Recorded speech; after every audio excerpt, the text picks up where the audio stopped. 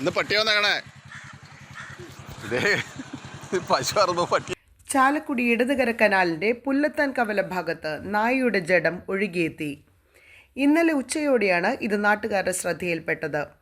കുറച്ചു ദിവസങ്ങൾക്ക് മുൻപാണ് ഈ ഭാഗത്തെ കനാലിന്റെ കലുങ്കിൽ പശുവിന്റെ ജഡം കുടുങ്ങിയ നിലയിൽ കാണപ്പെട്ടത്.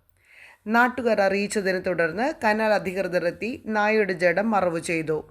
ജലസേചന കനാലിൽ മൃഗങ്ങളുടെ ജഡം ഉൾപ്പെടെ മാംസ അവശിഷ്ടങ്ങൾ, കുപ്പികൾ ഉൾപ്പെടെയുള്ള പ്ലാസ്റ്റിക് മാലിന്യങ്ങൾ, മറ്റിതര വസ്തുക്കൾ എന്നിവ കനാലിൽ തള്ളുന്നവരെ കണ്ടുപിടിക്കുവാൻ സത്വര നടപടികൾ ബന്ധപ്പെട്ട അധികാരികൾ സ്വീകരിക്കണമെന്ന് കോൺഗ്രസ് മഞ്ഞപ്ര മണ്ഡലം committee general secretary Shaibi Pappachan ആവശ്യപ്പെട്ടു. മഞ്ഞപ്ര മെഡിക്കൽ സെന്റർ ആശുപത്രിക്ക് സമീപത്തുള്ള കനാൽ കലുങ്കിന്റെ വീതി കൂട്ടി വെള്ളം സുഗമമായി ഒഴുകുന്നതിന് വേണ്ട നിർമ്മാണ പ്രവർത്തനങ്ങൾ ആരംഭിക്കണമെന്ന് ഷൈബി പാപ്പച്ചൻ ആവശ്യപ്പെട്ടു. കനാലിന്റെ ആഴം വർദ്ധിപ്പിച്ച് വീതി കുറഞ്ഞ എല്ലാ കലുങ്കുകളും വെള്ളം സുഗമമായി ഒഴുകുന്നതിന് വേണ്ട നടപടികളുമായി ബന്ധപ്പെട്ടവർ തയ്യാറാകണം. News desk, കൊച്ചിവട്ടം.